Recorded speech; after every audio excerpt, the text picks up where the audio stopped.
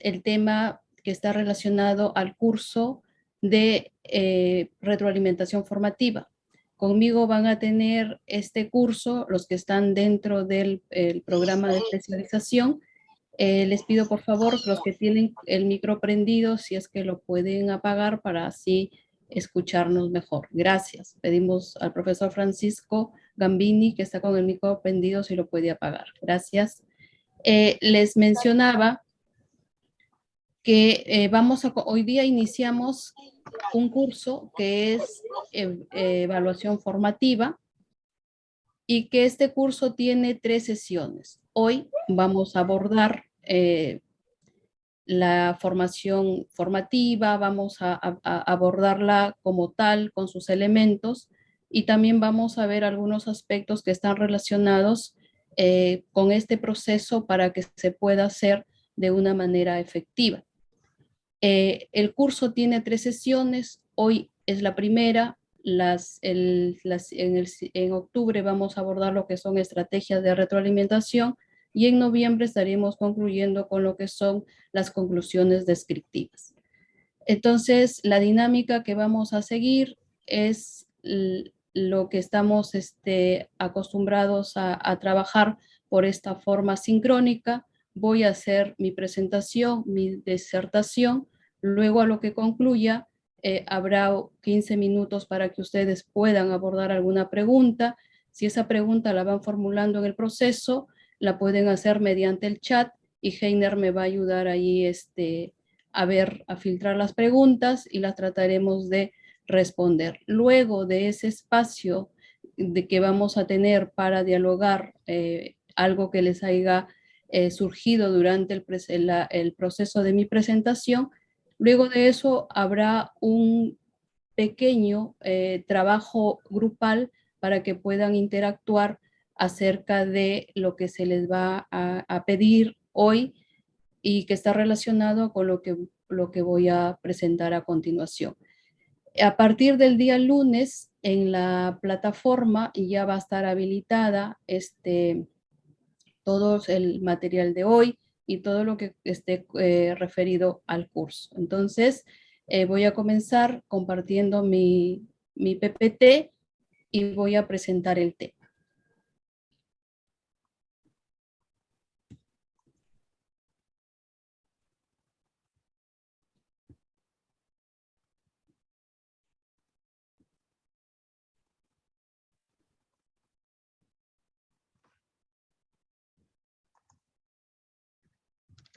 Hoy abordamos esta primera sesión que lleva como título, así está en el sílabus, es lo que es la retroalimentación formativa. Entonces vamos a ver cómo esta retroalimentación se da dentro del proceso de enseñanza-aprendizaje y cómo es que allí vamos a interactuando no solamente docentes, sino también alumnos y se va generando un aprendizaje en competencias y cómo está vinculado también con todo el enfoque de la evaluación formativa.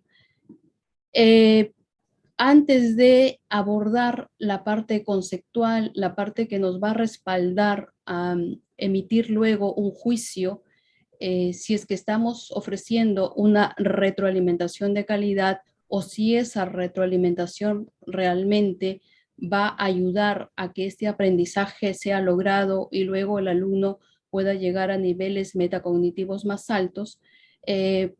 Antes de abordar esa parte conceptual, vamos a mirar un poco cómo es la dinámica, por ejemplo, para dar una clase en la que intervienen el docente, el alumno, y cómo nos vamos también ayudándonos a desvelar nuestras propias creencias que tenemos de los enfoques anteriores y vamos consolidando lo que realmente es el abordar un trabajo en competencias y hoy que es el tema cómo retroalimentar en este enfoque por competencias. Entonces, para ello, miramos esta dinámica, por ejemplo, en la que hay actores, ¿no? Están los docentes y están los estudiantes. En esa dinámica de dar una clase, lo que el docente hace es pone el contenido y el estudiante hace el ejercicio sin la intervención del docente y luego el docente es quien procede a calificar. Entonces, allí hay una dinámica que lo que me arroja es un aprendizaje reproductivo. Si yo esto lo voy asociando, lo voy viendo desde una mirada de una enseñanza tradicional. Esa era la dinámica que se hacía cuando se daba una clase. El docente exponía el contenido, el estudiante hacía el ejercicio sin la intervención del docente y el docente finalmente calificaba la entrega del trabajo terminado. Todo esto lo que hace es que la zona de desarrollo próximo del estudiante no trabaje para luego llegar a esa zona de desarrollo potencial. Entonces, este tipo de intervención no genera una mejora en esa zona de desarrollo próximo, que es donde tiene, digamos, protagonismo lo que es la retroalimentación. Pero miremos una dinámica para el desarrollo de una experiencia de aprendizaje. ¿Qué hace el docente y qué hace el estudiante? El docente plantea situaciones problemáticas, plantea situaciones que sean verdaderamente retadoras para el alumno. Por eso es que cuando se planifican las experiencias de aprendizaje, si no se inicia con ese planteamiento de esa situación y no se le genera un reto, todo el proceso no va a poder darse, ¿no? Porque está desde esa mirada que tiene que desarrollar competencias y la competencia se concibe porque el alumno la tiene que desarrollar, no es algo que la tiene que aprender. Entonces, desde esa perspectiva de ver a la competencia de esa forma recursiva que se va desarrollando de manera permanente, es que didácticamente, para abordar el desarrollo de las competencias, se plantean las experiencias de aprendizaje. Entonces, ¿qué es lo que hace el docente? Plantea situaciones que sean problemáticas, que sean retadoras. ¿Y qué hace el estudiante? El estudiante lo que hace es desarrolla competencias, movilizando capacidades. Y el docente es el mediador, es el que retroalimenta los desempeños de los estudiantes que van evidenciando ese desarrollo de la competencia. Y ahí nos encontramos frente a un aprendizaje estratégico, que es aquel aprendizaje que está planteado en el enfoque por competencias del currículo nacional que aún todavía el Ministerio de Educación continúa implementando.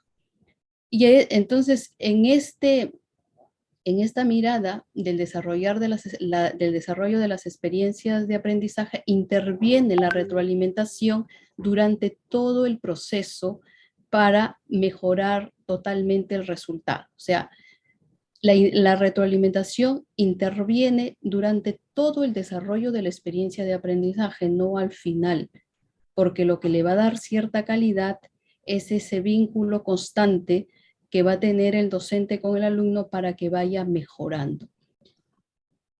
Un ejemplo equiparable proviene del concepto de calidad japonesa. ¿Por qué retroalimentar en la educación? ¿No? Entonces, un poco yendo a esas fuentes, a esos inicios de donde es abordada la retroalimentación de que migra del ámbito empresarial al ámbito educativo, pues sucede que por los años 30, en Japón las empresas tenían un departamento que se encargaba de revisar los productos una vez que estos fueran terminados, ¿no? Así los que estaban defectuosos se sacaban de la línea de producción y se vendían como productos de segunda hasta que se hicieron una pregunta, o sea, llegaron a conflictuarse. ¿Por qué no intervenir en el proceso antes de que estén listos para garantizar que estén bien hechos? ¿Qué hicieron en respuesta a ese reto? ¿No? Comenzaron a revisar en el transcurso de su elaboración para encontrar los errores antes de terminarlos. Y fue lo que al final les dio ese valor agregado, ese concepto que ahora se llama calidad total. Y si bien esto se da digamos, en las empresas que están fabricando objetos, En la educación no tenemos cosas, no tenemos objetos, tenemos seres humanos. Pero hay evidencias que cuando se acompaña durante todo el proceso, la evaluación tiene resultados y por tanto el aprendizaje logra los niveles que quiere alcanzar y reta aún más al alumno a seguir buscando, llegando a niveles que van más allá de la comprensión y se sumerge en esos espacios ya metacognitivos. Entonces, la retroalimentación es fundamental en la evaluación porque hace que el aprendizaje mejore. Y esta retroalimentación se da, si la quiero mirar en una experiencia de aprendizaje, se da al inicio, se da durante el proceso y se da durante el resultado. ¿Qué nos ayuda a poder mirar cómo se da la retroalimentación en todo el espacio de lo que es la evaluación formativa? Pues que esta evaluación, esta retroalimentación está anclada a estas tres preguntas que siempre están marcadas, ¿no? ¿A dónde se va a ir? ¿No? ¿Dónde se está? ¿Y cómo hay que llegar ahí? Entonces, estos primeros que tengo acá, dice compartir las metas de aprendizaje y clarificar los criterios de logro, están relacionados con esa pregunta, ¿no? ¿Hacia dónde vamos? ¿No? Y luego, la otra pregunta, si ya me he fijado, es si hacia dónde va el alumno, lo que tengo que saber es dónde se encuentra el alumno, cuál es su zona real. Y para saber cuál es su zona real, yo tengo que recolectar la evidencia, tengo que interpretar esa evidencia y luego identificar esas brechas de aprendizaje. Una vez que he hecho esta parte que está relacionada con esa evaluación diagnóstica, lo que tengo que hacer es trabajar durante todo el proceso que sigue y dar respuestas a esa pregunta que dice, ¿y qué hago? ¿Y qué sigue después? Entonces, lo que tengo que hacer es retroalimentar a los estudiantes, hacer ajustes en mi metodología de enseñanza, porque es la única manera de que voy a poder cerrar esa brecha que he identificado. Entonces, en esa dinámica de la evaluación formativa es donde interviene la retroalimentación y podemos ver que responde a esa pregunta, hacia dónde vamos, dónde nos encontramos y luego cómo podemos llegar ahí. ¿Hacia dónde vamos? Hacia dónde he fijado esos propósitos de aprendizaje, esas competencias, esos desempeños y dónde nos encontramos en la zona real que se encuentra mi alumno que está entrando a esa experiencia de aprendizaje, que está entrando al inicio del año y lo que tengo que hacer durante el proceso es lo que está relacionada con esa pregunta, ¿cómo podemos llegar ahí? Y ahí es clave brindar esa retroalimentación. ¿Cómo vamos a ver también la retroalimentación en las experiencias de aprendizaje, ¿no? Teniendo en cuenta estas tres preguntas, hacia dónde queremos llegar, dónde nos encontramos y cómo podemos llegar ahí, podemos hacer este diagrama y tener digamos, ese dibujo en la que vamos planteando y plasmando cómo es nuestra propia pedagogía y didáctica inmersa en ese día a día. ¿Hacia dónde queremos llegar? Tenemos que determinar los propósitos de aprendizaje. Para la propuesta del currículo, los propósitos de aprendizaje son las competencias, son las capacidades, son los desempeños, son los enfoques transversales. ¿Y dónde nos encontramos? Tengo que determinar el nivel de desarrollo real de los aprendizajes y está asociado ese dónde nos encontramos con esa evaluación diagnóstica. Y luego, ¿qué voy a hacer durante el proceso? Tengo que determinar cuáles son esos aprendizajes que necesite el alumno para llegar a esos propósitos. Tengo que definir mis métodos, mis técnicas, tengo que definir si voy a trabajar, por ejemplo, con el ver, juzgar, actuar, tengo que definir si voy a trabajar, por ejemplo, con la lección divina, tengo que también ver si amerita, ¿no?, hacer un método, utilizar el método histórico crítico. Entonces, todo eso tengo que tener en cuenta y obviamente de acuerdo a lo que me marcan esos propósitos de aprendizaje. Tengo que también definir cuáles son esas actitudes y habilidades duras y blandas que necesita el alumno para trabajar y sobre todo definir las evidencias y los momentos en que él se van a observar. Si lo queremos un poco plasmar en un recorrido de una evaluación formativa, vamos a ver que si estamos en esos dos extremos, donde está la pregunta, ¿dónde nos encontramos y a dónde queremos llegar ahí? Estamos haciendo una evaluación del aprendizaje porque me va a permitir hacer cortes en determinados momentos y evaluar con un mismo instrumento a todos mis estudiantes. No puedo elaborar una prueba y lo voy aplicando, ya sea para diagnosticar o a lo mejor para ver si se llegó a ese resultado de aprendizaje. Cuando estoy en esos dos extremos, estoy hablando de la evaluación, estoy haciendo esa evaluación del aprendizaje. Pero ¿qué ocurre cuando estoy durante el proceso?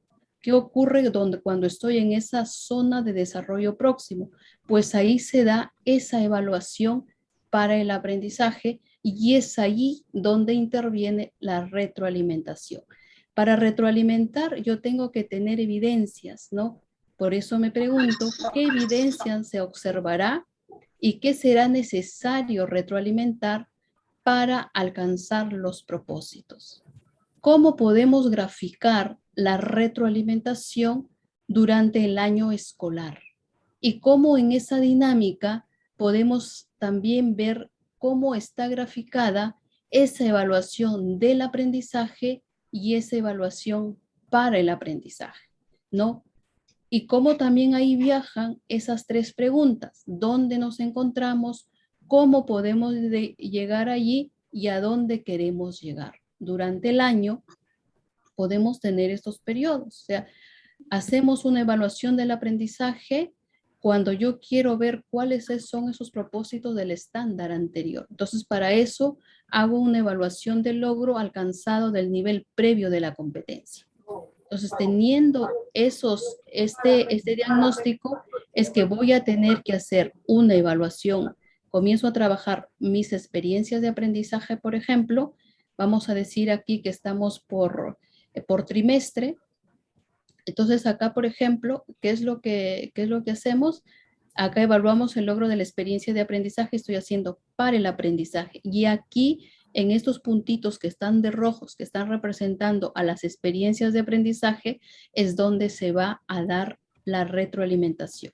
Una vez que he terminado el bimestre, lo que hago otra vez, vuelvo a hacer mi evaluación del aprendizaje y en esa dinámica le voy entregando ese nivel de desarrollo que va avanzando de la competencia que se va viendo por los estándares o por los desempeños, y luego entro a las siguientes experiencias de aprendizaje y así voy a continuar hasta que llego a terminar el año. Entonces, estos puntitos, como les vuelvo a repetir, que están acá rojos, representan a las experiencias de aprendizaje que se van planificando, ¿no? 1, 2, 3, 1, 2, 3, 1, 2, 3. Entonces, al final, hay 9 experiencias, pueden ser menos, depende cómo el colegio los esté trabajando. Pero la dinámica es esta y me doy cuenta dónde interviene, ¿no?, la retroalimentación. También es importante hacer esa diferencia entre la evaluación del aprendizaje y la evaluación para el aprendizaje para tener esa claridad dónde interviene esa retroalimentación. Y es que cuando uno trata de ver esa dinámica, lo que va a encontrar es que tienen algunas coincidencias, pero también tienen sus diferencias. Ambas requieren usar criterios, ambas usan evidencias y son impulsadas por la evidencia. Pero una evaluación del aprendizaje tiene esa característica de ser sumativa, de juzgar la calidad, de aplicarse mirando al estándar, de mostrar siempre diferencias, porque va a permitir que la nota sea diferenciada y me va a permitir decir quién está en el primer lugar, quién está en el segundo lugar. Por ejemplo, las pruebas PISA, las pruebas S, son pruebas estandarizadas. Las pruebas que se dan en los exámenes de ascenso son, por ejemplo, pruebas estandarizadas, ¿no? Y solo el profesor evalúa. O sea, te evalúa solamente el otro, y solamente ahí se da la heteroevaluación. Pero si yo estoy en una evaluación para el aprendizaje, esta es continua, esta es formativa, esta se usa para la mejora, esta acompaña al alumno de manera personal y ella proporciona retroalimentación. Y en esta evaluación para el aprendizaje no solamente interviene el profesor mediante la heteroevaluación, también el alumno es capaz de hacerse esa autoevaluación para que vaya desarrollando su autonomía y vaya construyendo su aprendizaje. Y también interviene la coevaluación, esa evaluación del par que le va dando, digamos, también esa mirada de apreciación, de ver cómo se da, cómo lo retroalimenta al otro, ¿no? Entonces, en el aula también los alumnos pueden retroalimentarse entre ellos y así llegar, pero también hay que saber guiarlos, porque a veces se cae que si dice, yo me pone 15, yo también le pongo 15, me pone 13, yo le pongo 13. Entonces no se da una evaluación objetiva si no se cae en esa subjetividad. Pero ¿qué es lo que nos ayuda a no caer en la subjetividad? Son justamente los criterios de los cuales más adelante los vamos a tener que abordar porque sin ellos no vamos a poder llegar a la retroalimentación. Entonces, con esta figura lo que yo quería un poco es representar dónde se usa la retroalimentación, dónde tiene esa importancia, si se da en la evaluación del aprendizaje o se da en esa evaluación para el aprendizaje. Y recogiendo ahora ese marco conceptual que es ese soporte que nos lleva luego a precisar situaciones concretas, situaciones que tienen soporte teórico, ¿no? Encontramos en esa búsqueda, por ejemplo, a Nijovic, que nos presenta a esa retroalimentación formativa que se utiliza para la mejora de los aprendizajes y que se da a partir de la construcción de un vínculo de confianza, ¿no? Tiene que haber esa confianza que da entre el docente y el estudiante. Además, debe haber una fluida comunicación. Al profesor Carpio, por favor, si nos puede ayudar a apagar su micro. El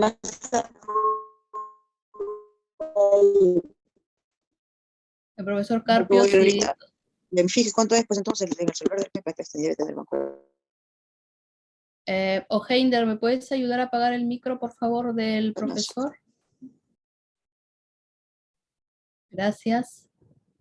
Les decía que la retroalimentación formativa hay que tener ese soporte conceptual y aquí les presentaba, por ejemplo, a Nijovic, que nos va plasmando, ¿no? Esa retroalimentación con esos rasgos que para que sea formativa tiene que crear vínculos de confianza, tiene que haber una comunicación, un intercambio de ideas, ¿no? Y este aporte de Nijovic pues está también asociado con lo que presenta el mismo currículo cuando nos habla de la retroalimentación. Si uno busca esa fuente, o sea, más directa, que uno si quiere responderle a lo que dice el documento, lo que dice la propuesta curricular, la retroalimentación consiste en devolver a los estudiantes información que describa sus logros o progresos en relación con los niveles esperados para cada competencia. Esta información le permite comparar lo que debió hacer, lo que intentó lograr, cómo lo hizo efectivamente. ¿no? Entonces, eso es lo que el currículo nacional plantea, ¿no? Hay que devolver a los estudiantes esa información, pero que va mirando ese logro de ese proceso, ¿no? Y en relación a esos niveles esperados y que a la competencia obviamente se le tiene que juzgar ese desarrollo mediante criterios. También encontramos, por ejemplo, a Boom, que nos dice que la retroalimentación es un proceso en el cual el aprendiz, en la cual el estudiante le da sentido a la información que recibe respecto a su desempeño y lo utiliza para mejorar la calidad de su trabajo o la estrategia. También, por ejemplo, Frade, que es una autora mexicana muy leída en México y que está muy conectada con todo lo que es el enfoque por competencias, nos presenta que la retroalimentación es la intervención que realiza una persona más experimentada con otra que lo está menos para que esta última, ¿no?, logre llegar a ese umbral más alto y lo va a hacer siempre por la intervención del primero, o sea, lo va a hacer siempre por la intervención del alumno. Y mirando la normativa que nos presenta el Minedu, ¿no? Vamos también recogiendo de ahí esa fuente y vamos analizando y en función de ello es que se va brindando esa retroalimentación y se va construyendo todos los documentos que necesitamos técnicos pedagógicos para pues que acompañen este proceso. Entonces, desde la resolución viceministerial a 094 del 2020, que es una resolución que quizás ya es la que consolida cómo trabajar el enfoque por competencias, porque le va dando ciertas características que responden a estos enfoques, nos presenta que la retroalimentación consiste en devolver a la persona esa información que describa sus logros o progresos en relación con los criterios de evaluación. Una retroalimentación es eficaz cuando se observa las actuaciones y las producciones de la persona evaluada. O sea, ya nos marcan la pauta, ¿no?, que hay que devolver al estudiante, ¿no? Y que esa devolución que se haga se tiene que hacer en base a criterios. Y para que sea eficaz, ¿no?, tiene que ser, pues, permanente, tiene que trabajarse el error constructivo, tiene que ver aquello que realmente va a ayudar al alumno, por ejemplo, que sea oportuna, porque si no es oportuna, no va a ayudar, o sea, no tiene sentido. Entonces, ¿de dónde partimos? Es la pregunta.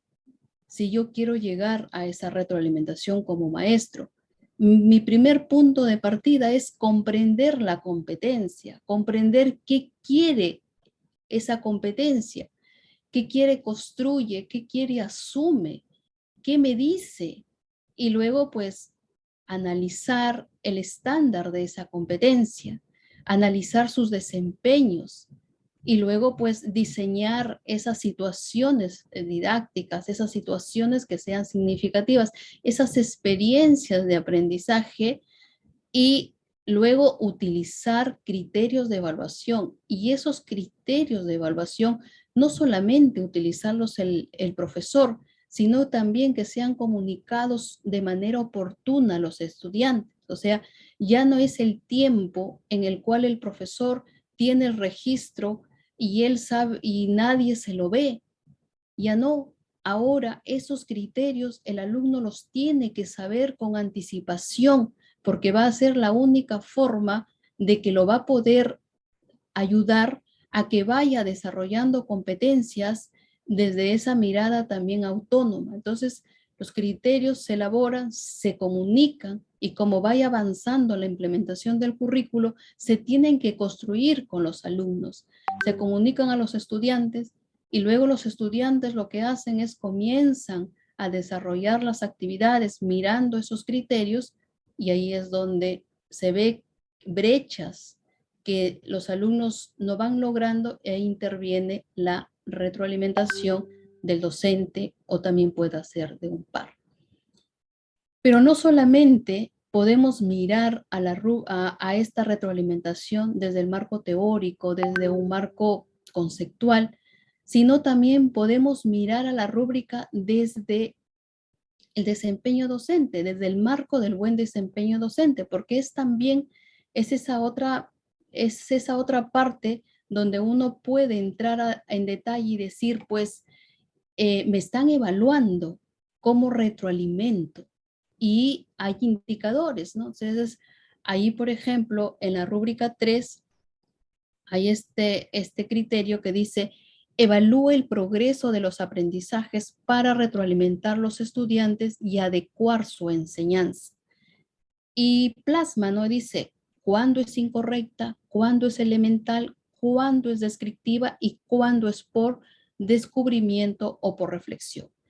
Si el docente que es observado está solamente ofrece información errónea al estudiante o da una señal de que algo es correcto o viceversa, pues es una retroalimentación incorrecta. Y es elemental cuando únicamente da una respuesta, ¿no? O un procedimiento que está desarrollando el estudiante y le dice que si es correcto o es incorrecto, ¿no? Entonces no aborda más información. Pero un docente va entrando en una retroalimentación descriptiva cuando comienza a ofrecerle de manera oportuna a los estudiantes elementos, ¿no? Para que mejore su trabajo y le va dando ciertas descripciones, ¿no? Para que logre, le da ciertas sugerencias. O sea, el docente ya interviene ahí.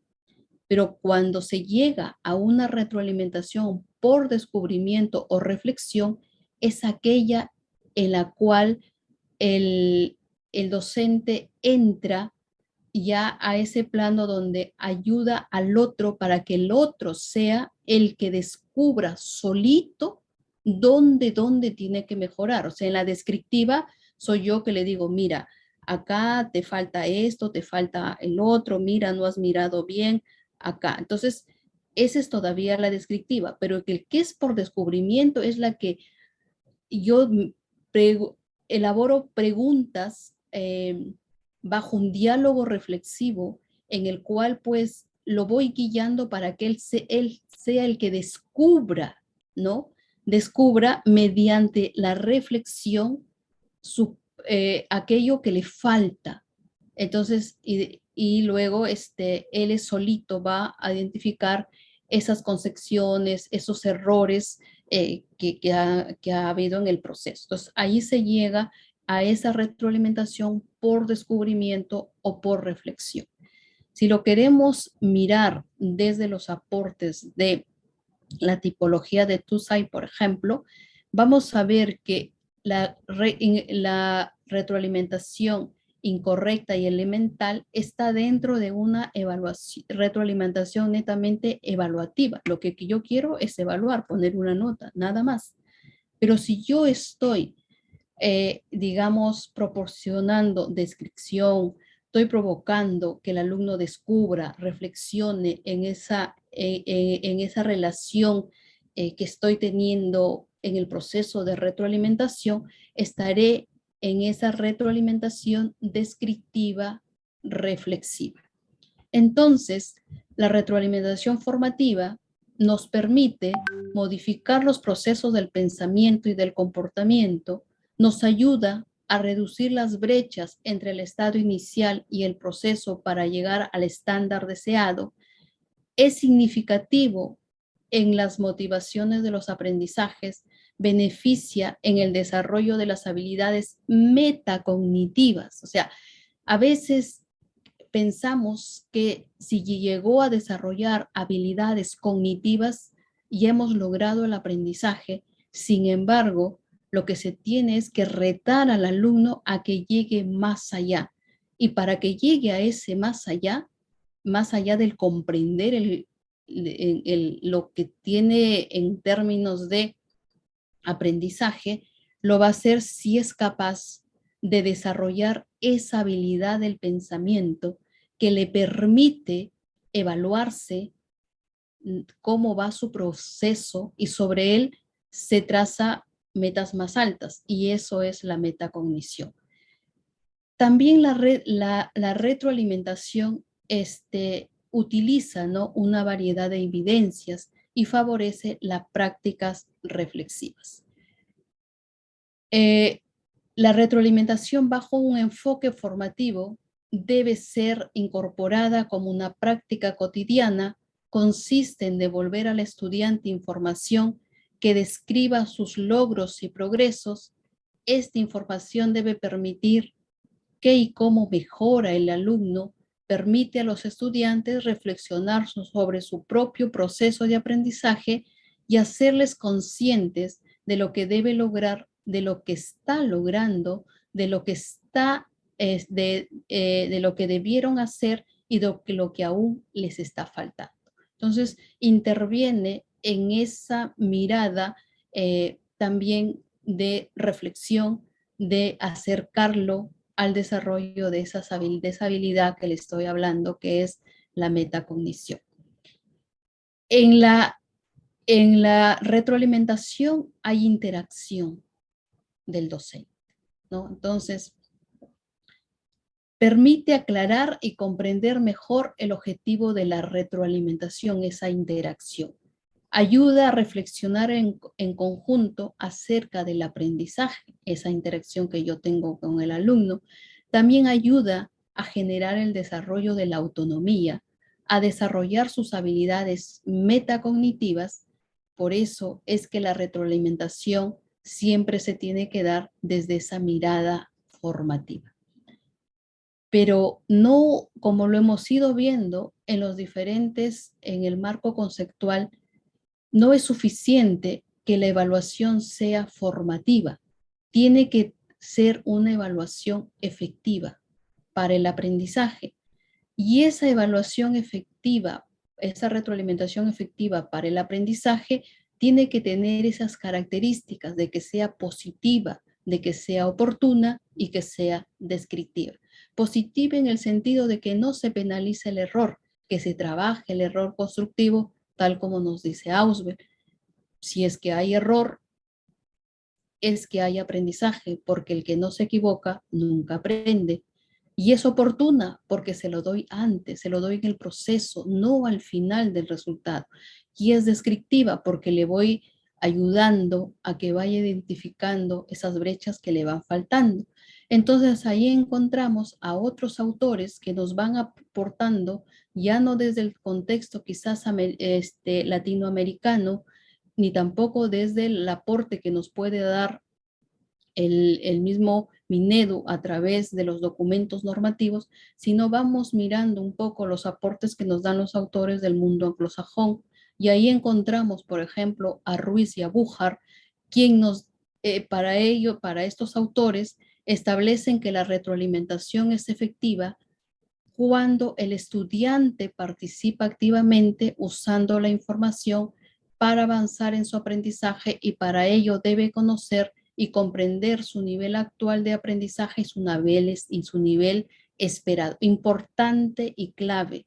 El alumno tiene que conocer la meta, tiene que conocer a dónde va a llegar y también dónde se encuentra. O sea, por eso cuando yo inicié la presentación les puse que el currículo tiende a desarrollar ese pensamiento estratégico en el alumno. Por eso es que plantea propósitos de aprendizaje. Todo está con propósito, propósito por aquí, propósito por allá, porque está diseñado mediante el pensamiento estratégico. Y el pensamiento estratégico lo que te dice es, tienes una meta, construye el camino para llegar allí. Por eso se le debe presentar al alumno dónde tiene que llegar y luego pues lo real, porque si no tiene ese real, pues difícilmente va a llegar, ¿no? Y si yo me doy cuenta, le falta esto, tiene esto, pues tengo que ayudarle a que complemente, a que tenga esos conocimientos, esas habilidades para que pueda llegar a la meta, ¿no? Y también nos aportan estos autores esa importancia de que sea descriptiva, de que sea reflexiva, y que ya lo hemos visto como en los indicadores de la rúbrica están marcadas en esa retroalimentación descriptiva por descubrimiento y reflexión. Entonces, una retroalimentación será efectiva si logra interacciones de calidad, si favorecen la construcción de la autonomía, si generan la toma de conciencia y si hay uso de diversos recursos, hay un seguimiento durante todo el proceso de aprendizaje y hay un permanente monitoreo de esa brecha de aprendizaje.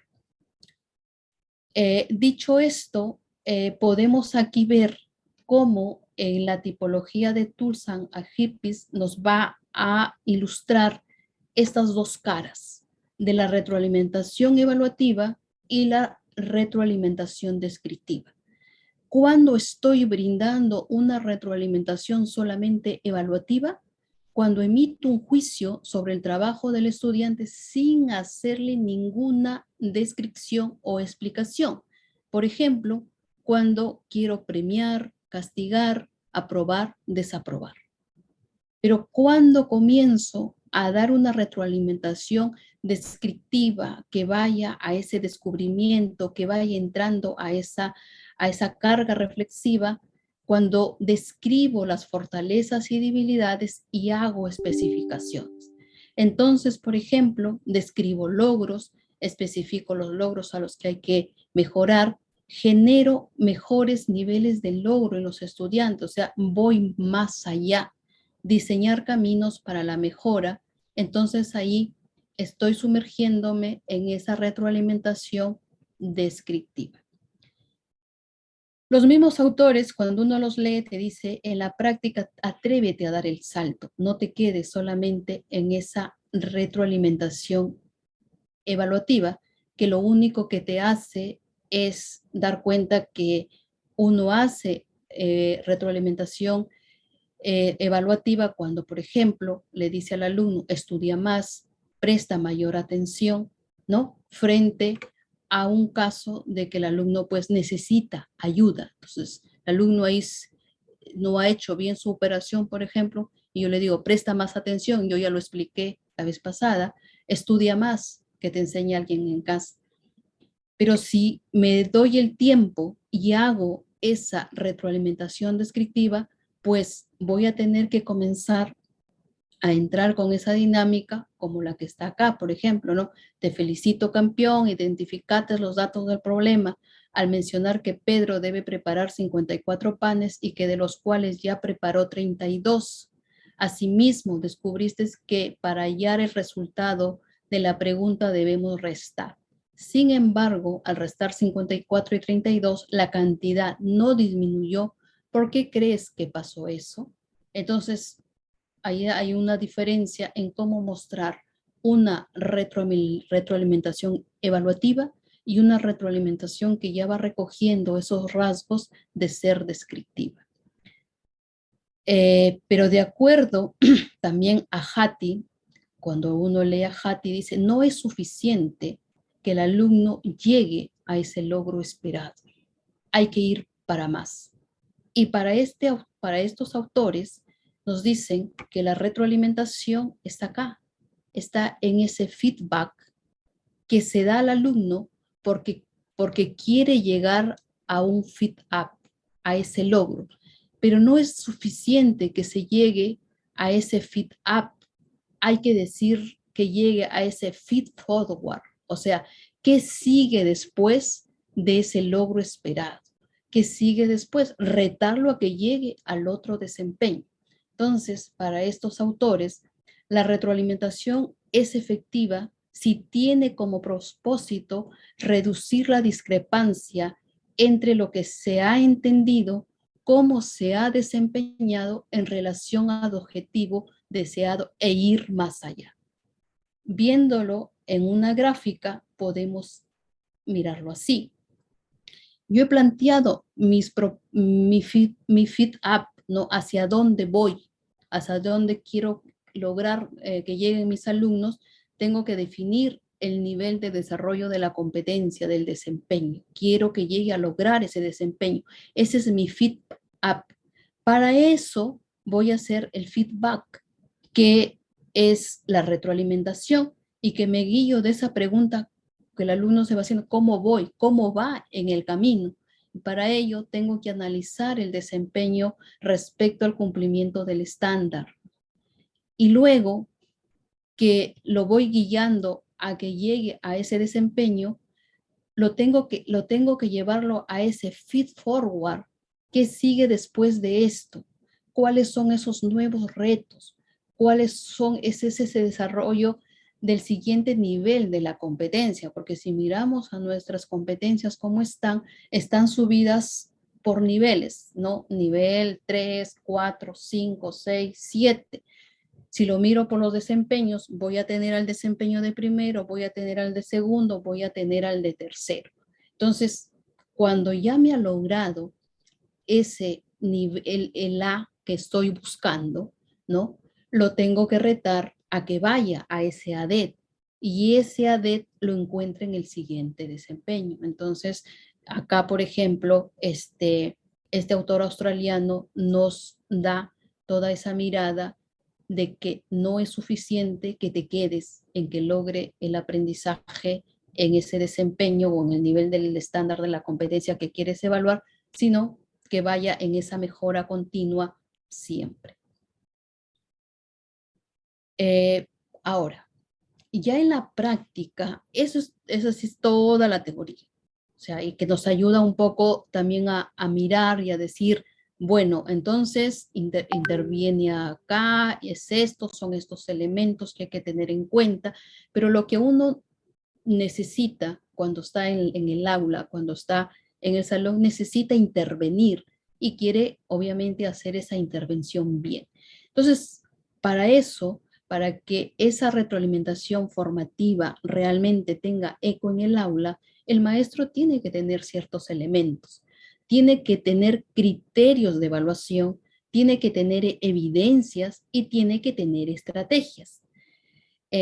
Voy a hacer un recorrido rápido sobre los criterios de la evaluación, sobre las evidencias, y también voy a coger hoy solamente a una estrategia, porque la siguiente sesión vamos a hablar de estrategias para retroalimentar de manera individual o de repente también para hacerlo grupal. Entonces, pero eso es de la otra clase. Pero necesito hoy llegar a establecer criterios, a ver cuáles son esos criterios, cuáles son esas evidencias y luego con una estrategia y darles un ejemplo de cómo se realiza la retroalimentación. Y vamos con ello. Entonces, cuando uno quiere, ¿no? Ver y ya se encuentra en ese lenguaje que todos los días discurren las experiencias de aprendizaje, criterios, evidencias. ¿Qué nos dice la teoría? Que un criterio es un parámetro de referencia que se tome en cuenta para evaluar y la evidencia es lo que se espera observar, medir o verificar, es una acción, un hecho o un producto. Y en esta determinación de criterios, pues tenemos que irnos acostumbrando que también intervienen los estudiantes en esa selección. Por eso es que cuando uno revisaba el año pasado los documentos de las experiencias que se encontraban en Aprendo en Casa, pues te guiaban y te decían, bueno, ayúdale a que el alumno es el que va a determinar el propósito, a ver, hace el negociado con él para determinar cuáles son los criterios. Pero tampoco podemos elaborar criterios así porque ya se nos ocurre, porque tenemos que hacer algo de manera objetiva.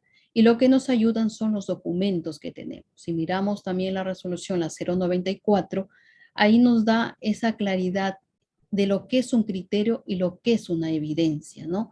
Cuando nos habla de los criterios de evaluación, nos dice, son el referente específico para el juicio de valor sobre el nivel de desarrollo de las competencias, describen las características o cualidades de aquello que se quiere valorar.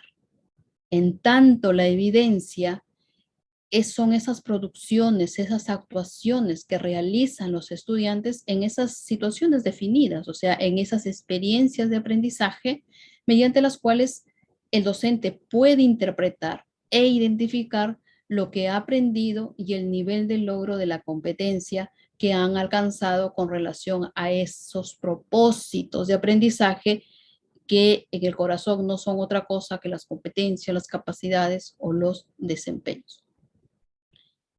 Pero en algo más cerca de la que está ahorita vigente así, es la 531. Y allí, por ejemplo, podemos encontrar en relación a la evaluación durante la experiencia de aprendizaje, cómo está, dónde está la retroalimentación, ¿no? Y ahí vamos a encontrar que nos dice, la evaluación durante el proceso de desarrollo de las experiencias permite obtener información para la mediación y retroalimentación del proceso de aprendizaje del estudiante y del proceso de enseñanza del docente. El producto o productos o actuaciones que darán evidencias del nivel de desarrollo de las competencias deben ser planteados como parte de las experiencias de aprendizaje y deben estar vinculadas con los propósitos de aprendizaje. O sea, te dice, aquí hay una armonía. El producto debe correr por sus venas lo que quiere esa competencia, lo que quieren esas capacidades y esos desempeños. Y la evaluación se realiza con base en criterios para no caer en la subjetividad, que permitan observar lo que se espera de dicha producción o actuación. Estos deben estar claramente definidos en relación con los propósitos, la situación y el producto. O sea, ¿cuáles son los propósitos? Las competencias, capacidades, desempeño. ¿Cuál es la situación? La cabecita de la experiencia, lo que se plantea al inicio, donde está el reto, el contexto. ¿Y cuál es el producto? Lo que va al final a entregar. Entonces, en base a eso, se tienen que elaborar esos criterios. Los criterios de evaluación, dice, se generan a partir de los estándares de aprendizaje o de los desempeños, no hay de otra. Miro a mi desempeño y de allí determino los criterios. Entonces, mirando esa base, ¿no? Esta normativa, vamos a ver cómo ya en un nivel que está un desempeño, en una experiencia de aprendizaje, donde ese desempeño ya ha sido precisado y está contextualizado, a partir de él voy a generar los criterios. Entonces, por ejemplo, aquí el desempeño contextualizado argumenta que Dios se revela en la historia de la salvación descrita en la Biblia, y lo que está de verde es porque está entrando de lo que por la experiencia de aprendizaje. Dios crea su red con el pueblo de Israel y comprende que el amor de Dios se manifiesta en las relaciones con el prójimo. Aquí también uno tiene que aprender a desvelar una creencia, y a veces piensa que lo que tiene que el alumno lograr es la primera habilidad que está escrita en el desempeño, porque nos enseñaron a ponerle negrita a la capacidad específica del DCN. Entonces, no, en cada enfoque viene con su propio paquete y con su propia forma de cómo abordar sus elementos. Entonces, no es lo mismo concebir una capacidad en el currículo que cómo se concebía en el DCE. Entonces, en un desempeño no va a intervenir solamente una habilidad o una capacidad, interviene más de una. En el caso de acá, por ejemplo, hay dos. Hay argumenta y hay comprende. Si lo vemos en una mirada taxonómica, el alumno primero va a argumentar para luego comprender. Entonces, de allí, lo que el alumno tiene que lograr no es argumentar, sino tiene que comprender que el amor de Dios se manifiesta en las relaciones con el prójimo. Entonces, mirando a lo que acabamos de leer en la norma, los criterios se generan a partir de los desempeños. Ese desempeño ya está ahí, entonces comprende que Dios se manifiesta, comprende la manifestación de Dios, del amor de Dios, por ejemplo, pasa a ser el último criterio, al que tiene que llegar para decirme que ese desempeño ha sido logrado. Pero previo a eso está el argumenta que Dios se revela en la historia de la salvación. pero no es suficiente que el alumno arranque con argumenta, porque necesita de otras habilidades previas que no están en el desempeño, pero que están implícitamente y que yo las conozco ya por conocimiento de taxonomía. Todo profesor manejamos eso, sabemos que hay habilidades básicas, intermedias y superiores, ¿no? Entonces, ese se argumenta todavía es alto, pero para eso busco otras escaleras que me ayuden. Previo a eso está el investiga y previo a eso está el interioriza. Entonces, mis criterios quedan: interioriza la llamada de Abraham, su obediencia a la invitación de Dios; investiga cómo Dios creó su primera red social a partir de Abraham; y luego argumenta que Dios se revela en la historia de la salvación; y finalmente comprende la manifestación del amor de Dios, obviamente en todo ese proceso de que construye, que se va revelando Dios a Abraham, a Jacob, ¿no? Y luego, acá, por ejemplo, ese es en el caso de que mis criterios estén en una lista de cotejo. Pero si mis criterios están en una rúbrica y tengo que tener allí ya descriptores que vayan ayudando, por ejemplo, se quiere mirar con una rúbrica analítica, este desempeño sería: argumenta que Dios se revele, es el mismo desempeño. Lo que aquí se le ha agregado es el descriptor, que si lo tuviera en mi tabla de planificación del desempeño, este sería la evidencia que estoy colocando ahí.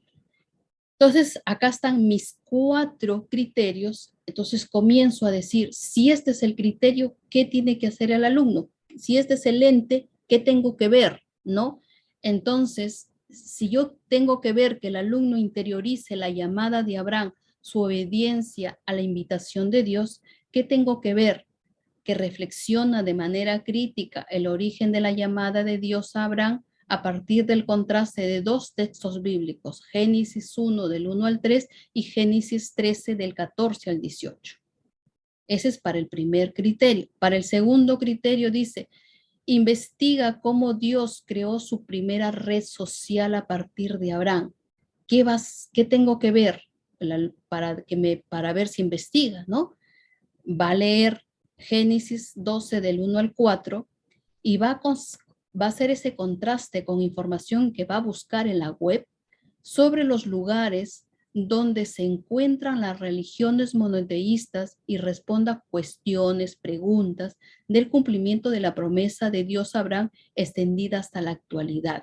O sea, lee el Génesis y va a buscar en la red, en la actualidad, por dónde están los judíos, por dónde están los cristianos, por dónde están los musulmanes, ¿no? Entonces va a ser ese contraste. Luego, para el tercer criterio, argumenta que Dios se revela en la historia de salvación, va a meditar el sueño de Jacob y luego va a expresar con sus propias palabras cómo Dios creó al pueblo de Israel. Y finalmente, cómo es que él logra comprender que Dios se ha manifestado y formando su red, ¿no? Es cuando formula conclusiones de cómo Dios crea su red con el pueblo de Israel a partir del análisis, la interpretación o contraste de los textos bíblicos leídos. Entonces, allí podemos ver que esos criterios están relacionados aquí con el descriptor de la rúbrica para el A, que es el logro esperado, y cuando quiero subirle de gradualidad, le voy a subir en complejidad a la D, le voy a bajar al B o le voy a seguir bajando también al C. ¿Qué pasa si yo quiero mirar criterios, pero no de manera puntual con un desempeño, sino quiero ya mirar con la competencia? Vamos a suponer que yo acabé mi experiencia de aprendizaje y en esa experiencia de aprendizaje tuve desempeños de ambas competencias. Entonces, por ejemplo, aquí está la competencia sume y está la competencia construye. Y ahí los criterios han sido sus capacidades, ¿no? Sus capacidades de las competencias vienen aquí como criterios y los desempeños que he trabajado durante la experiencia se convierten en descriptores.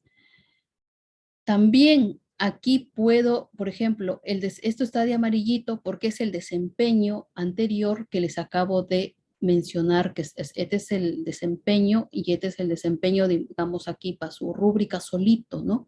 Pero aquí ya está de manera general. Entonces, este es el desempeño. También algo importante que hay que tener en cuenta en una experiencia de aprendizaje es cómo voy teniendo esa mirada discursiva del proceso. Es decir, el desempeño primero le tiene que entregar al segundo, el segundo al tercero y el tercero al cuarto. Por eso, por ejemplo, aquí el primer desempeño es analice experiencias positivas y negativas vividas, entre paréntesis, dimensión espiritual, porque se está contextualizando. O sea, así dice el desempeño que está en la competencia asume y toma conciencia de cómo debe relacionarse con los demás. Luego recién entra a esa parte bíblica, ¿no? En que va a argumentar que Dios se revela en la historia de la salvación descrita en la Biblia y comprende el amor que Dios se manifiesta en las relaciones con el prójimo. Y luego va a comprender su dimensión religiosa en el llamado y envío de Jesús a los apóstoles y las respuestas de Jesús a las tentaciones para encontrar el sentido de relacionarse y entrega gratuita a los demás. Y finalmente descubre cómo usan las redes sociales el Papa Francisco y otros miembros de la Iglesia y asume su rol protagónico en la transformación de una sociedad más fraterna. ¿Qué está corriendo durante mi experiencia de aprendizaje? Está aportando al desarrollo del aprendizaje 11 que dice el perfil, que te pide que el alumno desarrolle su dimensión espiritual y religiosa. Entonces, mi primer desempeño está movilizando esa dimensión espiritual, los demás están movilizando esa dimensión religiosa, pero finalmente lo llevan a ese actuar concreto que aporte con ese protagonismo de ser, de transformar.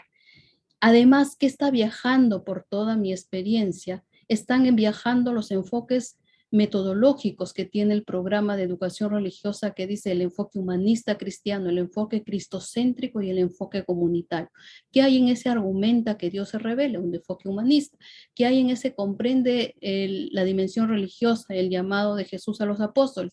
Ese enfoque cristocéntrico y al final descubre cómo usa las redes sociales el Papa Francisco y asume su rol protagónico, pues ese enfoque comunitario que nos pide. Entonces, voy cuidando que mi experiencia de aprendizaje responda a ese aprendizaje 11 y fluya por allí lo que tiene como enfoque. Si no estoy haciendo eso, no le estoy desarrollando, no estoy desarrollando la propuesta, estoy haciendo otra cosa que le puedo en papel encima decir que estoy trabajando en enfoque por competencias, pero no, porque al final, si le toman una evaluación tipo PISA al alumno y miran solamente digamos, a lo que está en el perfil, pues esa dimensión espiritual está vacía, porque sigo solamente todavía trabajando solamente la parte doctrinal y que llegue, ¿no? Que llegue a comprender la doctrina, pero está lejos de que esa doctrina realmente sea vivida.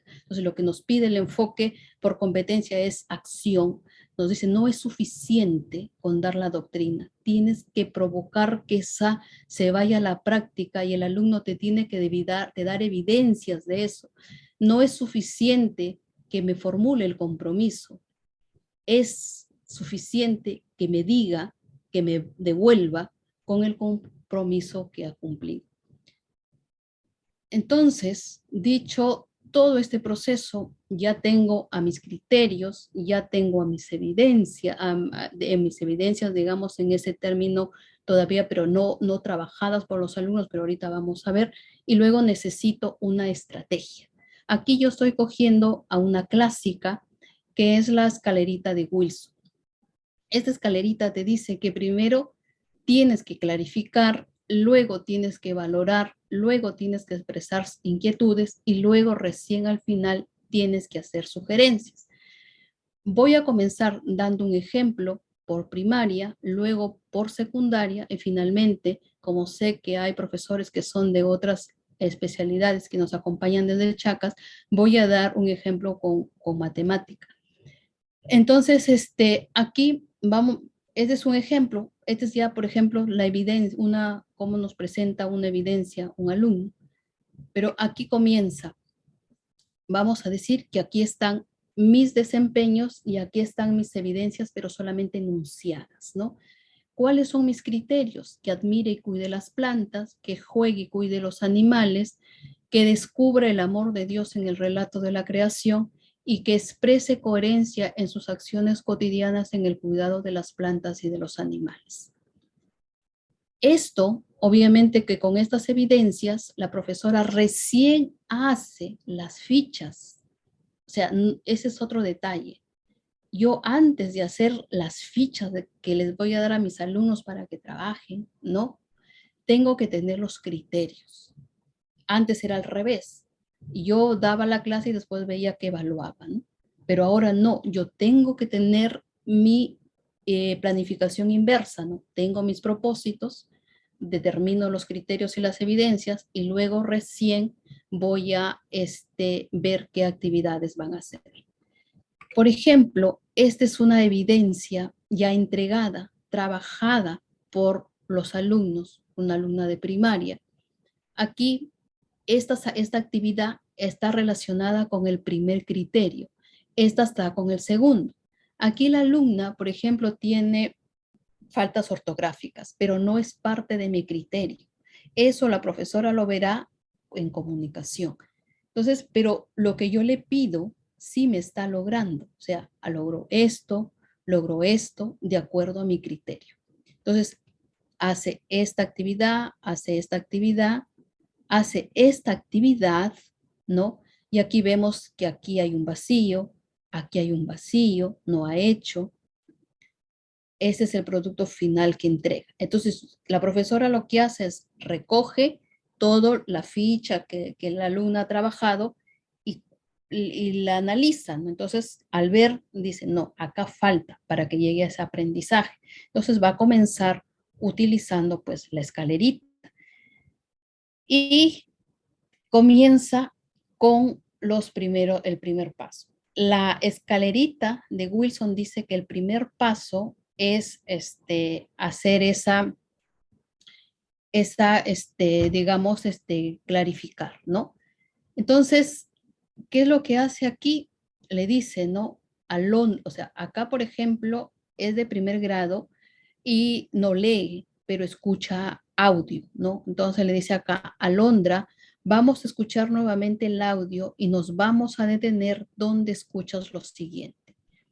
Dios dijo, haya luz y hubo luz. Al ver Dios que la luz era buena, la separó de la oscuridad y la llamó día, y a la oscuridad la llamó noche. Dime, Alondra, de acuerdo a lo escuchado, la luz será el día y la oscuridad la noche. Si es así, ¿cómo puedes dibujar el día y la noche? O sea, ese le está brindando, le está clarificando para lo que le falta hacer el dibujo ahí. Le dice, ahora Alondra, escuchemos esta otra parte del audio. Dios hizo dos grandes lumbreras. Bueno, en la Biblia también, en alguna Biblia está lámparas, ¿no? La grande para alumbrar el día y la pequeña para alumbrar la noche. También hizo estrellas y puso Dios las lumbreras en la bóveda celeste para alumbrar la tierra de día y de noche y para separar la luz de la oscuridad, y vio que todo estaba bien.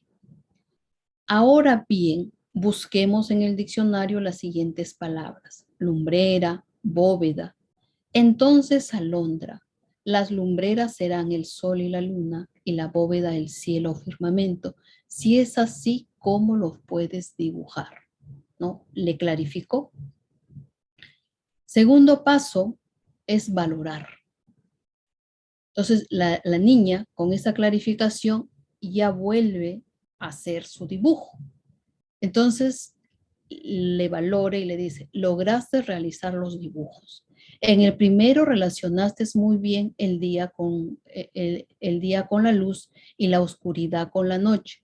Tu dibujo representa la creación del día y la noche.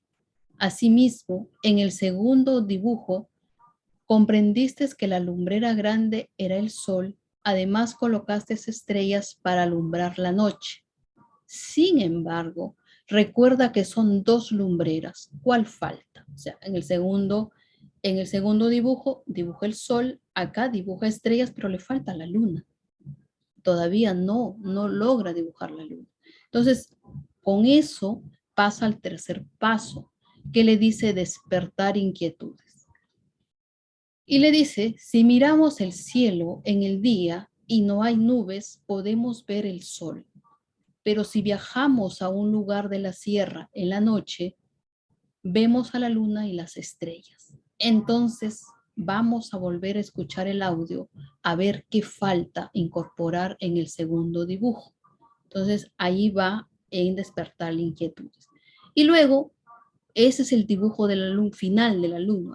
Aquí le hace la sugerencia, le dice, te sugiero, Alondra, revisar el dibujo final de tu trabajo. Ve qué puedes incorporar. A lo mejor otras plantas a tu cuidado y tú cuidando de ellas y animales que dibujaste. Te animo a dibujar un cielo con un sol hermoso, una noche con una luna y estrellas, en fin, lo que tú desees incorporar en tu dibujo y que estés alegre de cuidarlo. Entonces, lo que vemos ahí es que la profesora utilizó la escalera para retroalimentar, pero para hacer esa retroalimentación, o bien previo, tuvo que tener a la evidencia y tuvo que tener a los criterios bien planteados para no caer en esa subjetividad y poder ayudar a la alumna a que llegue a ese logro esperado. Eso es retroalimentación, no hay feed forward, solamente ha hecho un feedback. Bueno, vamos a pasar aquí ahora a secundaria y aquí quiero agradecer a la profesora Olga Ortega Macahuachi, que me ha proporcionado pues su trabajo, ¿no? Para poderlo utilizar como ejemplo aquí, porque yo no tengo aula, entonces pues puedo hacer todo es determinar los criterios, los desempeños, pero no tengo el aula. Entonces aquí es donde he acudido a Olga y que con mucho gusto lo ha concedido. Muchas gracias, Olga, por el gesto. Aquí el ejemplo dice, asume su rol protagónico para actuar en el cuidado de la creación, expresión de amor de Dios para nuestro bienestar integral. O sea, ahí tiene dos habilidades, tiene asume y actúa.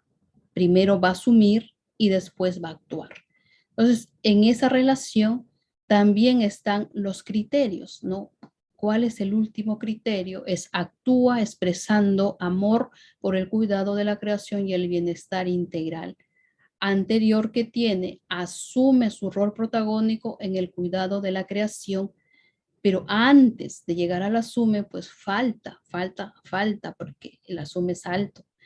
Entonces, utiliza otro criterio, dice, explica los diversos problemas que afectan el medio ambiente debido a la acción del hombre. Entonces, tiene sus tres criterios. ¿Cuál es la evidencia para el primer criterio? Da razones de los diversos problemas ambientales de su localidad en un organizador visual. Para el segundo criterio, elabora jaculatorias donde argumenta que la creación es un regalo de Dios que debe cuidar con base en el libro del Génesis. Y finalmente, elabora un macetero con material reciclable, siembra una planta, coloca una frase alusiva, la regala a un compañero y la invita a asumir el compromiso de cuidar. Miren cómo va la evidencia. No solamente dice elabora un macetero con material reciclable y siembra y queda ahí la planta, no. Y coloca la frase, sino que va más allá, la regala y la invita a asumir el compromiso. Esa parte de regalarla, esa parte de invitarlo a asumir el compromiso, ya le da esa evidencia de que actúa. Si se queda en el labor un macetero con material reciclable y siembra una planta y coloca una frase, pues habrá desarrollado otra habilidad, pero no es el actúa. Entonces hay que tener también poco de cuidado lo que me pide esa habilidad mayor y de acuerdo a eso formular la evidencia. Entonces, ¿cuál es la primera evidencia que viene? Esta es para el primer criterio. Para el segundo criterio, acá están sus jaculatorias, ¿no? Y, y para el tercer criterio, estas ya son los maceteros que se pide. Entonces la profesora lo que hace es recibe, ¿no? Todo, o sea, tiene todo esto, y ve de que acá todavía no le falta a esta evidencia para que llegue a lo que le está pidiendo ese tercer criterio. Entonces, en base a esto, va a comenzar a utilizar la escalerita de Wilson y va a retroalimentar. En este caso, ¿qué hacer en clarificar? ¿Qué hacer en valorar? ¿Qué hacer en expresar inquietudes? ¿Y qué hacer en hacer sugerencias? Entonces, aquí el trabajo ha sido en equipo, ha sido grupal. Entonces les da esa retroalimentación al grupo y les dice, María, Patricia y José, vamos a revisar el último criterio con su evidencia. ¿Por qué? Porque Olga dice, primero han hecho su organización, las jaculatorias también. Entonces, pero acá es donde faltan elementos. Entonces, y les repite, ¿no? Y le dice, el criterio es, actúa expresando amor por el cuidado de la creación y el bienestar integral. Y la evidencia es, elabora un macetero con material reciclable, siembra una planta, coloca una frase alusiva, la regala a un compañero e invita a asumir el compromiso de cuidarla. Entonces, si miramos el trabajo presentado por ustedes, ¿qué estará ausente? ¿Dónde están las frases alusivas a su cuidado? Los compromisos para entregar con el regalo, la foto de la entrega al compañero. Entonces le está dando pautas y le dice, faltan elementos, está bien, ya están las 3 plantitas ahí, pero nos falta, ¿no? Entonces los alumnos se han ido, han mejorado esos maceteros y vienen con esta segunda entrega. Vienen con, así como están, pero vienen en uno nomás, le están poniendo un letrero y dice, cuidemos la planta. Entonces acá les está valorando. María, Patricia y José, los felicito, mejoraron la presentación de los maceteros y colocaron el lema alusivo al cuidado de la creación en una planta. Sin embargo, 3 maceteros no tienen lemas. ¿Qué pueden escribir en ellos?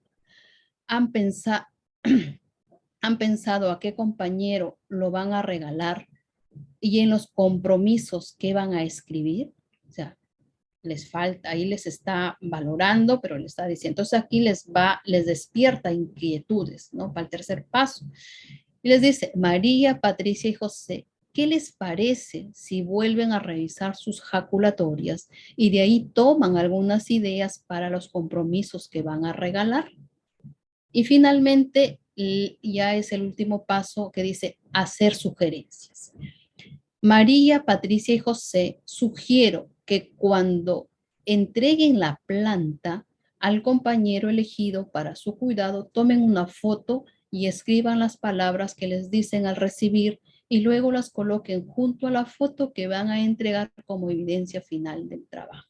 Entonces, ahí vemos también cómo se ha brindado esa retroalimentación, teniendo los criterios, teniendo las evidencias y utilizando lo que es, en este caso, la escalerita de Wilson. Esta misma escalerita también se puede utilizar pues en todas las áreas, en todas las competencias, ¿no? Entonces, por ejemplo, para la competencia resuelve problemas de cantidad, ahí está el desempeño, ahí están los criterios de evaluación y ahí están el instrumento de evaluación, en este caso es una escala de valoración. Por ejemplo, es un ejemplo que se trabajó con un colegio de Huancayo en el tiempo de pandemia, ¿no? Cuando la retroalimentación era un colegio salesiano de Huancayo, si no me equivoco es.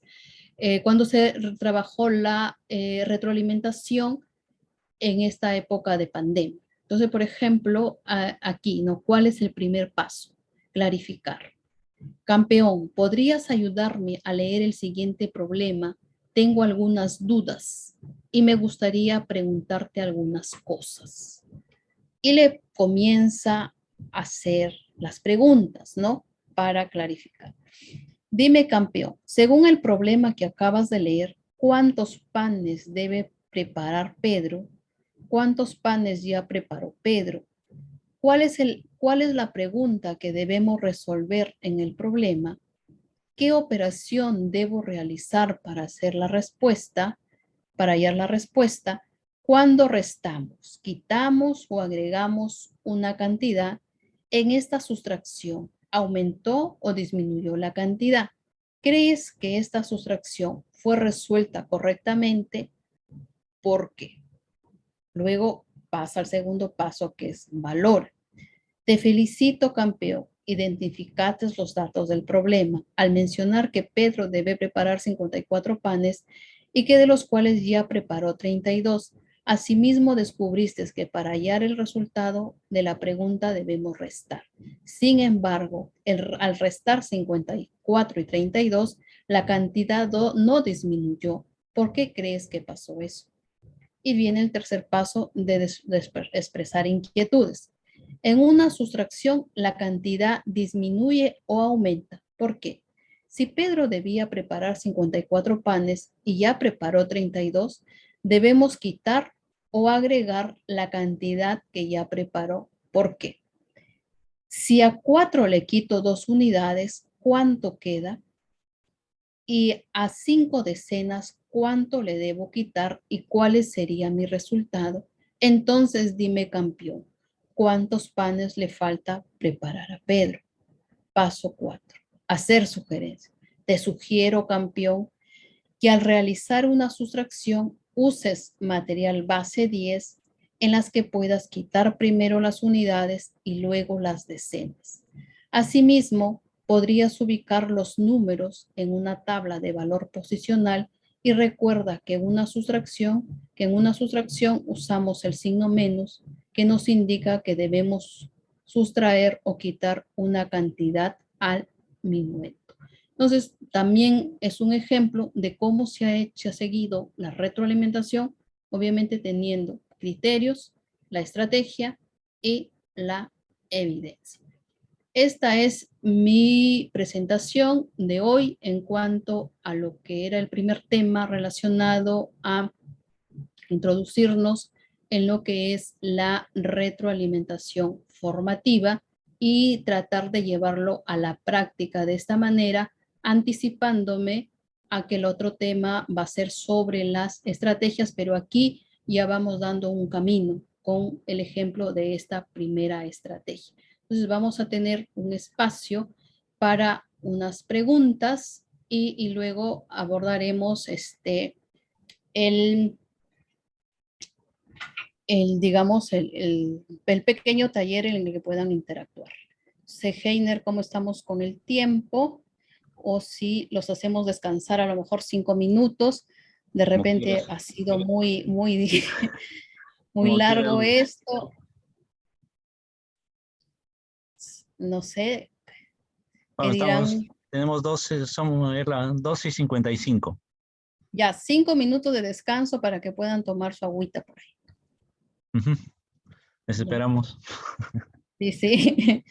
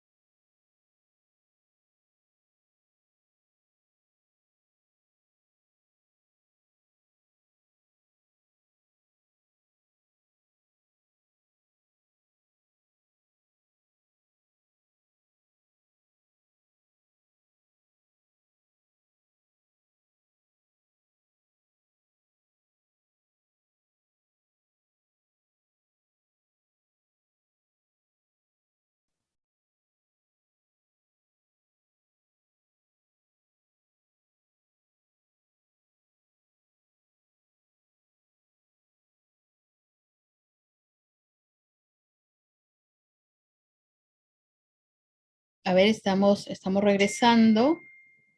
Si tienen alguna pregunta, Luz, tenemos hasta, ¿sí? hasta la 1:40 tienes porque hay un espacio para hablar sobre algunos asuntos de ODE. ¿Ya? Muy bien. Entonces, Ujú. han habido 3 preguntas en el chat. 3, sí, 3. Cuando estabas Ya. hablando sobre los criterios de evaluación o los instrumentos de evaluación, profesora o profesor Cáceres preguntaba, ¿se debe dar a conocer las rúbricas de evaluación? Sí, al alumno sí, se le Ujú. tiene que dar a conocer la rúbrica con los criterios, porque en base a eso es cómo va a hacer el trabajo, ¿no? Y también lo va sumergiendo en un desarrollo de su autonomía, porque los alumnos cuando uno les entrega de manera anticipada esos criterios, siempre yo he visto, ¿no? Que los alumnos van y miran el último descriptor y dicen, ¿qué hay en el AD? Y a eso van, ¿no? Entonces, un poco los ayuda a construir su aprendizaje en esa mirada autónoma. Y sí, los instrumentos con los criterios se tienen que entregar al alumno de manera anticipada antes que hagan las actividades. Ya, bien, gracias. Hay otra pregunta. Cuando estabas hablando sobre ya los criterios de evaluación, de evaluar las competencias, ahí el profesor Nina Martínez preguntaba, porque estabas poniendo ahí los, los indicadores, dice, ¿el comprender no está por debajo del argumentar según Bloom? Según Bloom, sí, pero según otras taxonomías, no. Según las taxonomías, por ejemplo, de Marzano, de Kendall, el comprender es llegar a ese nivel de comprensión total. O sea, por ejemplo, ¿no? Vamos a decir, si nosotros no tenemos conciencia ambiental, ¿no? Todavía hablamos mucho de reciclar, de hacer muchas cosas por el medio ambiente, pero queda solamente en decirlo.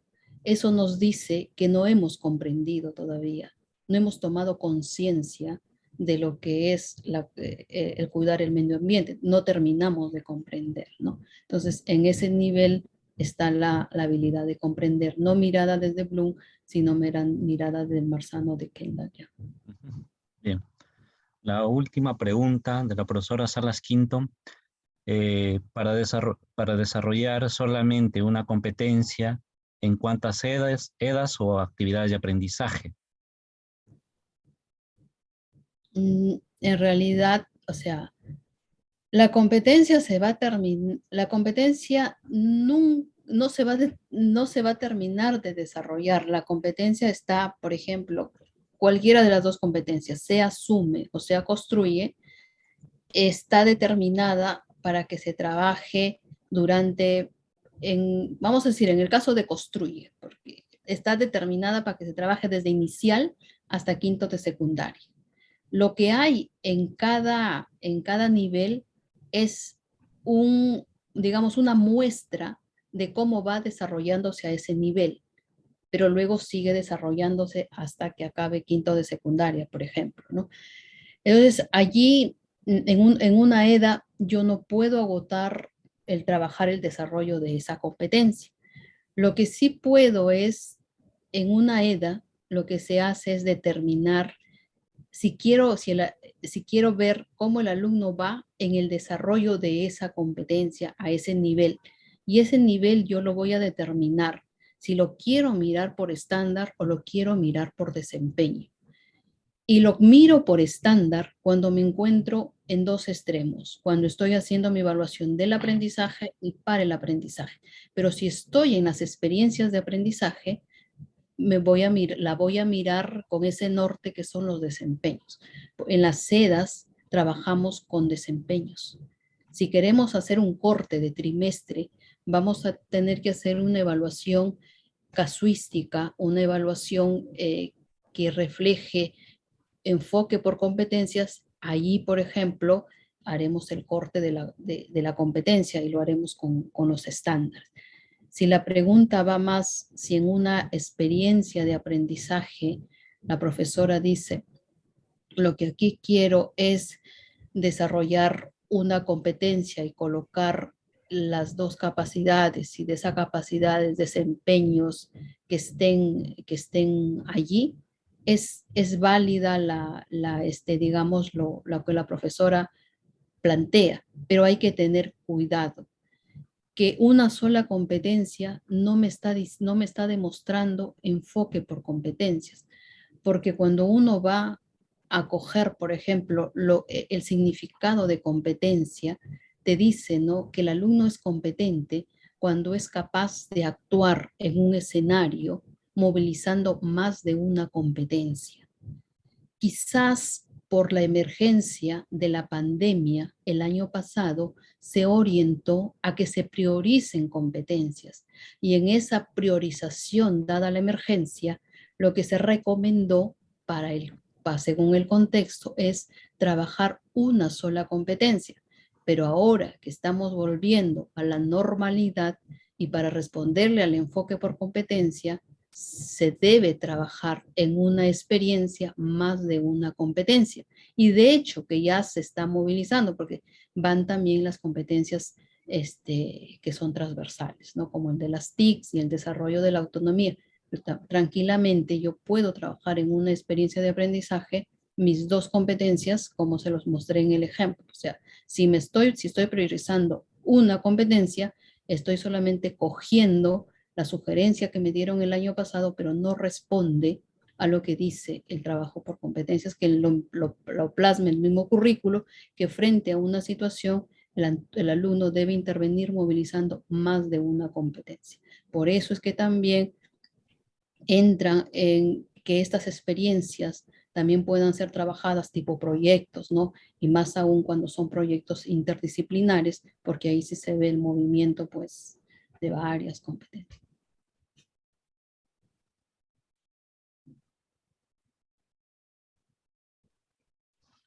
También hay otra inquietud de la docente también Salas Quinto Norma. En algún momento de los ejemplos me parece que se dijo que el estudiante hiciera un organizador visual. Pues en otros talleres se dijo que no deberíamos dejar actividades en las que los estudiantes se realicen organizadores visuales, sino que redactaran cartas, Dime, resúmenes, Heiner, no te compromisos. escuchaba porque hay un ruido Dime. acá y no sé si es de mi Ya, audio. ya, lo repito.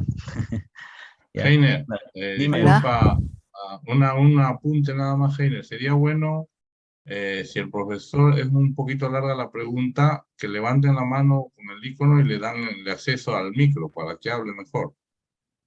Ya, Podría ser así para que, sí, sí. y después ya lo silencio.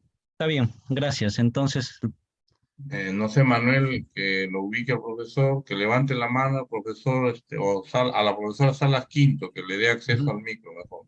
Ujú. a ver, Manuel, ¿está la profesora Salas Quinto? Paiva también ha levantado. También Paiva. Ahí va a levantar la mano también. Los que quieren preguntar pueden levantar la mano y le dan el acceso al micro. Más fácil. Buenas tardes, disculpen y gracias. Como escribí ahí, en el ejemplo de primaria, que prácticamente es el trabajo de primero de secundaria y también trabajamos el tema de la creación. Yo me estaba poniendo en el lugar de clases, ¿no? A ver cómo lo hago, porque me interesa. Está muy bonita la exposición, muy clara. Y gracias, más bien, Luz.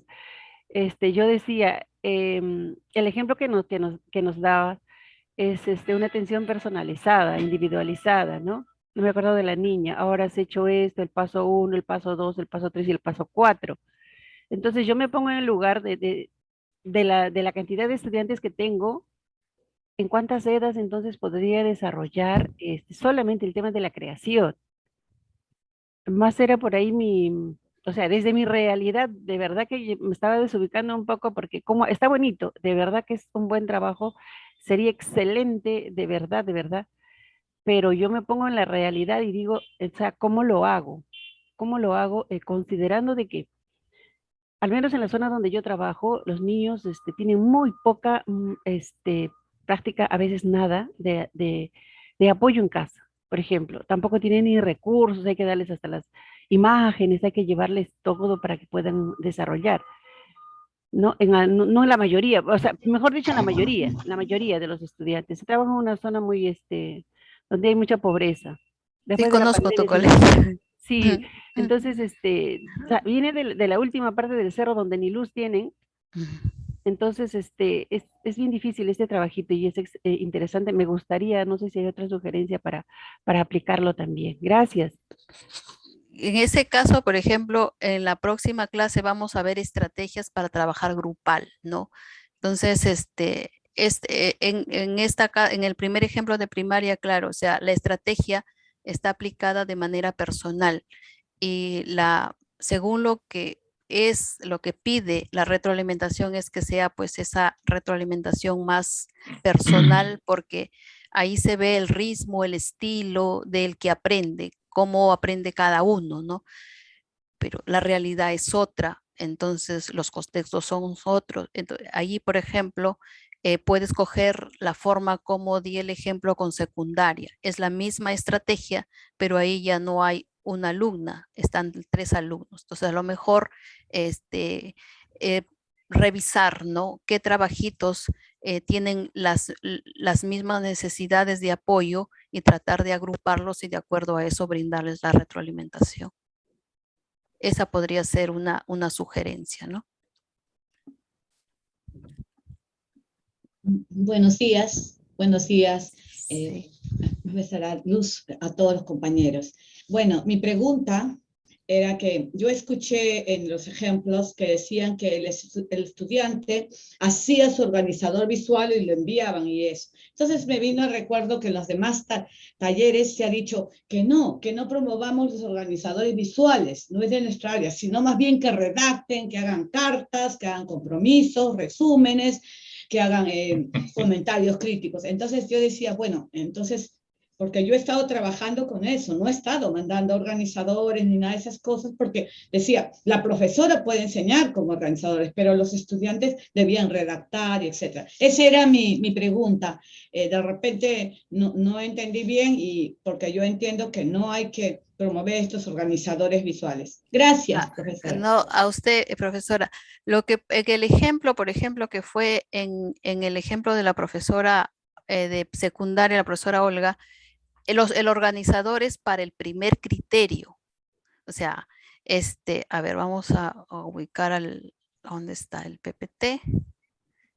Acá, por ejemplo, es acá es para o sea, el desempeño es total. Lo que el alumno va a llegar al final es actuar. Entonces, obviamente, si en un actuar viene con el organizador, no logró actuar. Pero sí, ese organizador le sirve porque tiene que conocer esa problemática que afecta al medio ambiente y eso lo puede, ¿no?, plasmar en un organizador visual. Mediante ese organizador visual explica, da razones. Luego pasa al segundo, porque está entrando a revisar, en este caso, la doctrina, ¿no? Y va al génesis y luego que ha leído, ha hecho su análisis para que llegue a asumir, lo va a hacer a través de esas jaculatorias. Entonces, por eso elabora jaculatorias donde debe argumentar, ¿no? Entonces, finalmente, actúa y ya elabora el macetero con material reciclable, siembra una planta y da esa evidencia de que lo entrega, lo regala y promueve, ¿no?, ese cuidado. Entonces, en este caso, el organizador está entrando para responder al primer criterio. Si ese organizador es visto como el único, no como la única evidencia, ahí es donde de repente se pueda a lo mejor hacer esa salvedad de que no es suficiente, ¿no? En cambio, aquí es un previo para llegar a lo que está pidiendo.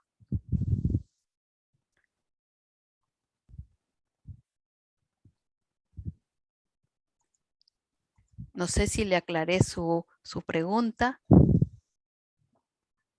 El profesor Mega Mata levantó su mano, creo también. Está con el micro apagado, la profesora Paiva está hablando, pero no se le puede escuchar. Buenas tardes, profesora Luz. ¿Cómo Disculpe está, de que, profesor? sí, acá, bien. Solamente quisiera algunas preguntas. En caso de turno noche en SEBA, ¿cuál sería la estrategia? Porque sabemos muy bien de que ellos trabajan y luego también tenemos poco tiempo para poder actuar con nuestros estudiantes. Si se va a manejar, bueno, por el momento se está trabajando con una competencia, pero sería recomendable trabajar con 2 competencias en el turno noche. Claro que sí. ¿Por qué? Porque, o sea, se tiene que trabajar con todas las competencias que están en los programas. O sea, todo, o sea, ¿por qué? Porque cuando usted va a dar la nota al CIAGIE, por ejemplo, no evalúa solamente una competencia, tiene que dar cuenta de las dos competencias. ¿Qué se hace trabajando una sola competencia? ¿Y cómo hace para reportarle al CIAGIE? La otra está en blanco, no, o sea, hay nota, y esa nota ¿de dónde sale? Se tiene que trabajar las dos competencias. O sea, lo que uno tiene que cuidar es, por ejemplo, ¿no? Que en el trimestre también que se aborde, ¿no? Dentro de este curso de lo que es la retroalimentación formativa, para tenerlo en cuenta, ¿no? Para las dos clases que nos van a quedar.